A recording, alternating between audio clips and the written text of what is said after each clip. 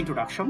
তো ইন্ট্রোডাকশনে আমি এখানে যেভাবে সাজিয়েছি ইন্ট্রোডাকশনটা, আপনারা চাইলে এভাবেও লিখতে পারেন, অথবা যদি চান যে প্রত্যেকটা সেকশনকে আলাদা আলাদা এক একটা প্যারা করে লিখবেন, আমরা চাইলে সেটাও করতে পারি।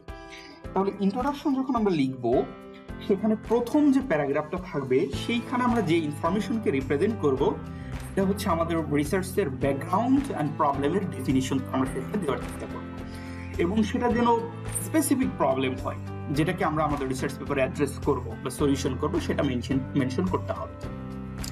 2 নম্বর যে পার্টটা থাকবে সেটা হচ্ছে এই রিসার্চের জন্য আসলে আমাদের মোটিভেশনটা কি, এবং এই রিসার্চ করে আসলে সিগনিফিকেন্টলি কি কন্ট্রিবিউশন আমরা করতে চাই, বা এই রিসার্চের সিগনিফিকেন্সটা কি আমাদেরকে সেটা মেনশন করতে হবে। তাহলে এইটা আমরা 2 নম্বর প্যারাগ্রাফ হিসেবে লিখতে পারবো। থার্ড ওয়ান আমরা যেটা লিখবো সেটা হচ্ছে যে challenges and limitation of existing approach. এটা কিন্তু খুবই ইম্পর্টেন্ট, কেননা এটার মাধ্যমেই আসলে আমাদের যে কন্ট্রিবিউশন আমরা সেটাকে জাস্টিফাই করবো। সো এটা অবশ্যই আমাদেরকে যে এক্সিস্টিং অ্যাপ্রোচ আছে সেগুলো পড়াশোনা করতে হবে, সেই রিসার্চ পেপারগুলো সম্পর্কে পড়ে তাদের চ্যালেঞ্জগুলো কি, তারা যে মেথড ইউজ করেছে সেই মেথডের লিমিটেশনগুলো কি, বা তাদের রিসার্চ গ্যাপগুলো কি, সেগুলোকে আমাদের ফাইন্ড আউট করে এখানে নিয়ে আসতে হবে। এটা হচ্ছে আমাদের থার্ড পার্ট।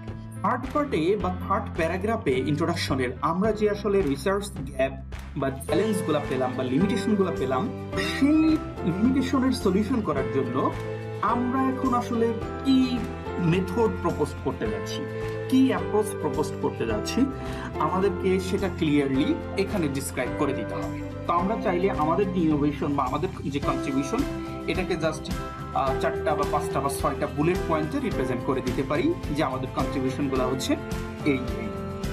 তো এই 4টা পার্ট লেখার পরে আমরা জানি যে একটা রিসার্চ পেপারের মধ্যে অনেক সায়েন্টিফিক নোটেশন ইউজ করা হয়, তাদের অ্যাব্রিভিয়েশন ইউজ করা হয়। আমরা চাইলে এগুলা এই সেকশনে এসে একটা টেবিলের মাধ্যমে রিপ্রেজেন্ট করে দিতে পারি।